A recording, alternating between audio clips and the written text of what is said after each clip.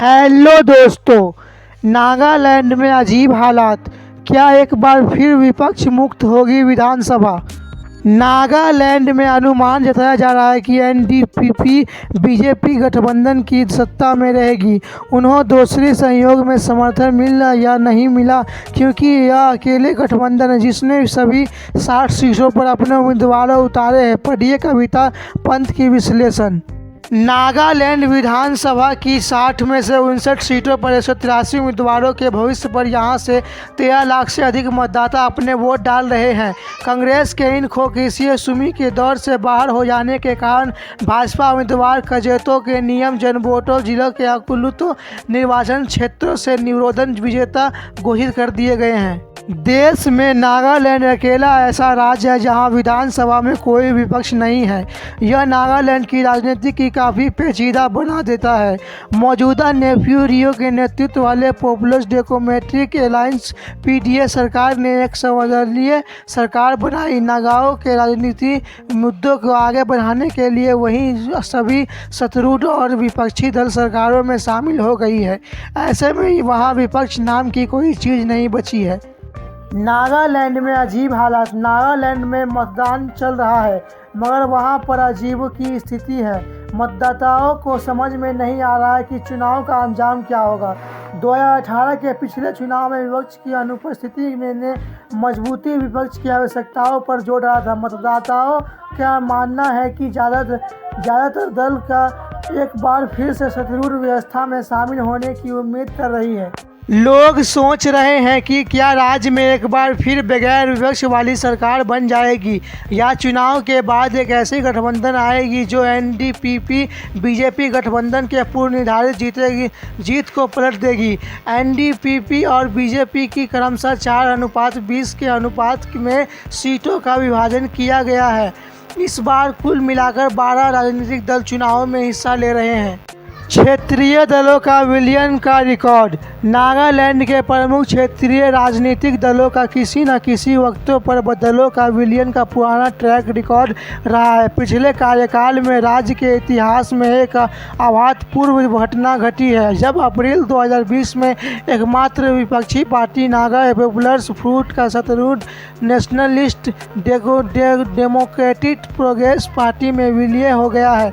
इसके बाद नागालैंड में विपक्षी पूरी तरह से साफ हो गई है।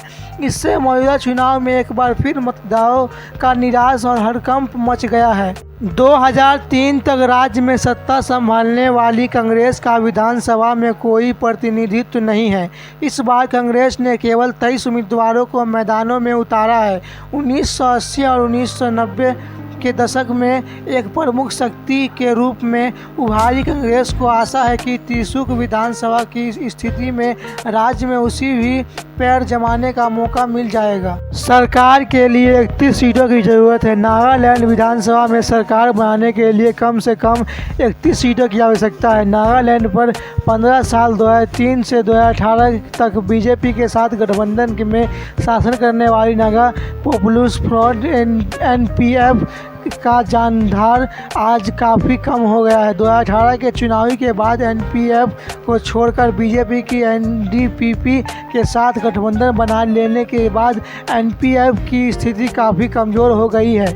इस बार वह केवल 22 सीटों पर चुनाव लड़ रही है। उसे एक सीट पर उम्मीदवार ढूंढ नहीं मिल रहा है। राष्ट्रवादी कांग्रेस पार्टी ने अपने 12 उम्मीदवारों को टिकट दिया है। नेशनल पीपुल्स पार्टी ने 11 को टिकट दिया है और लोक जनशक्ति पार्टी रामविलास 15 सीटों पर चुनावी लड़ रही है। दिलचस्पी वाली बात यह है कि लोक जनशक्ति पार्टी रामविलास इनमें से कोई भी ऐसी सीट पर चुनाव नहीं लड़ रही है जहां बीजेपी का उम्मीदवार हो। जनता दल यूनाइटेड ने 7 राष्ट्रीय जनता दल की 3 रिपब्लिक पार्टी ऑफ इंडिया अठवाले ने 8 जबकि 19 निर्दलीय उम्मीदवारों इस बार चुनावी मैदान में है। भारतीय कम्युनिस्ट पार्टी और रजाइंग पीपुल्स पार्टी ने एक बार एक प्रत्याशी उतारी है। क्या भाजपा की बी टीम लोजपा नागालैंड में बिहार की लोक जनशक्ति पार्टी असल में भाजपा की ही बी टीम को, क्योंकि बीटी के अधिकांश उम्मीदवार वही हैं जो भाजपा के एनडीपी से टिकट हासिल करने में विफल रहे हैं। लोक जनशक्ति पार्टी रामविलास चुनाव में किंग मेकर बनाने के उम्मीदवार कर रहे हैं।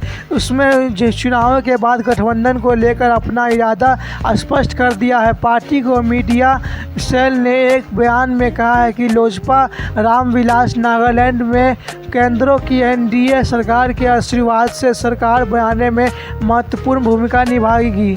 सत्ता में रहेगी एनडीपीए बीजेपी गठबंधन। अनुमान के एनडीपीपी बीजेपी गठबंधन की सत्ता में रहेगी। उन्होंने दूसरे संयोगों में समर्थन मिली या न मिली, क्योंकि यह अकेले गठबंधन है जिसने सभी 60 सीटों पर अपने उम्मीदवार उतारे हैं। अफसोस की बात यह है कि विपक्षी दलों में एनडीपीपी बीजेपी गठबंधन को चुनौती देने के लिए जरूरी संकल्प की कमी है। विपक्षी दलों में से किसी ने भी 60 सीटों में अपने उम्मीदवार नहीं उतारे। इसीलिए नागालैंड में सभी यहाँ पूछ रहे हैं कि 22 मार्च को मतगणना के बाद क्या होगा। नागालैंड में एक बार फिर से विपक्षी राहत विधानसभा की ही होगी या इस बार राज्य में विपक्षी नाम की चीज़ भी होगी।